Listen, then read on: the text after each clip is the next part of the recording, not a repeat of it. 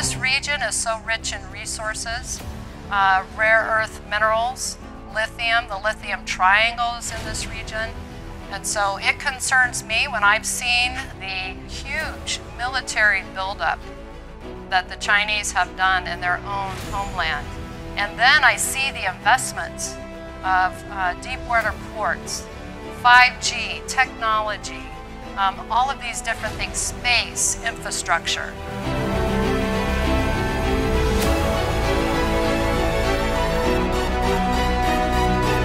¿Puede este paisaje convertirse en un campo de batalla?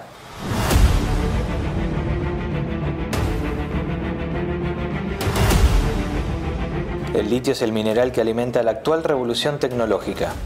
Los yacimientos más abundantes se encuentran en Bolivia, Chile y Argentina. La disputa geopolítica entre China y Estados Unidos crece minuto a minuto.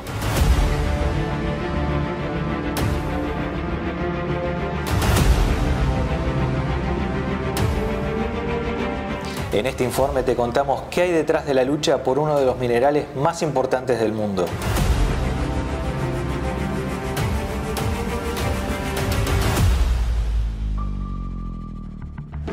La Puna se convirtió en una zona estratégica.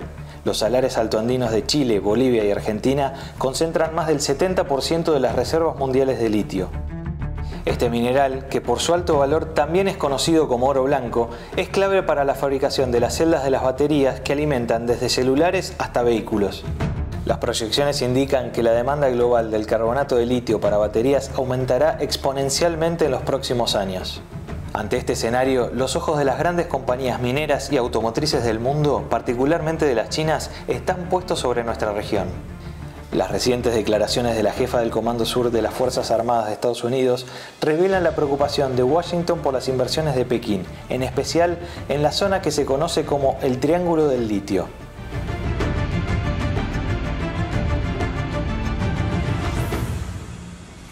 En la región se encuentran 3 empresas chinas que actúan en puntos estratégicos de Argentina, Chile y Bolivia. Ganfeng Lithium es una empresa clave que abarca toda la cadena del litio, desde el refinado y procesamiento hasta la fabricación de baterías. Cuenta con una capacidad de producción anual de 40.000 toneladas de carbonato de litio y provee a las automotrices más importantes del mundo. Ganfeng acaba de encarar un megaproyecto de litio en Salta, en el salar de Llullaillaco, que demandará una inversión de $600 millones. Y acaba de llegar a un acuerdo para adquirir el proyecto Pozuelos Pastos Grandes, ubicado en la Puna salteña. Por su parte, en Chile, la empresa china Tianqi Lithium se quedó en 2018 con el 23,7% de SQM, la segunda mayor productora de carbonato de litio del mundo. En mayo del año pasado, Yacimientos del Litio Bolivianos, la empresa estatal del país del altiplano, efectuó la venta de 530 toneladas de carbonato de litio a Ganfeng.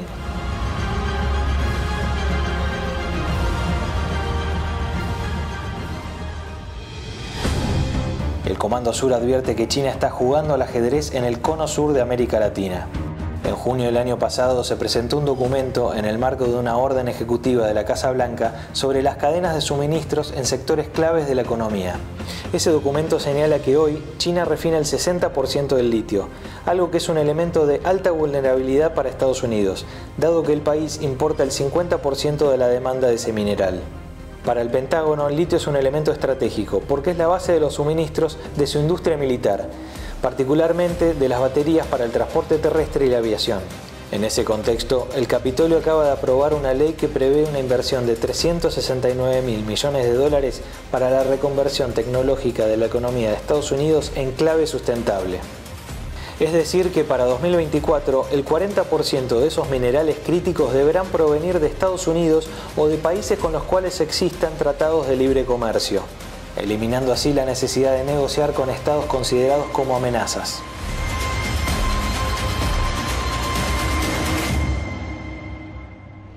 La disputa de poder global entre China y Estados Unidos no deja ningún sector librado al azar y el Triángulo del Litio parece ser uno de los futuros escenarios de conflicto.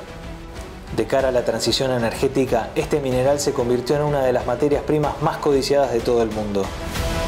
Mientras tanto, Washington y Pekín miden fuerzas y se preparan para una carrera tecnológica que tiene a Argentina, Bolivia y Chile como actores de reparto. ¿O no tanto?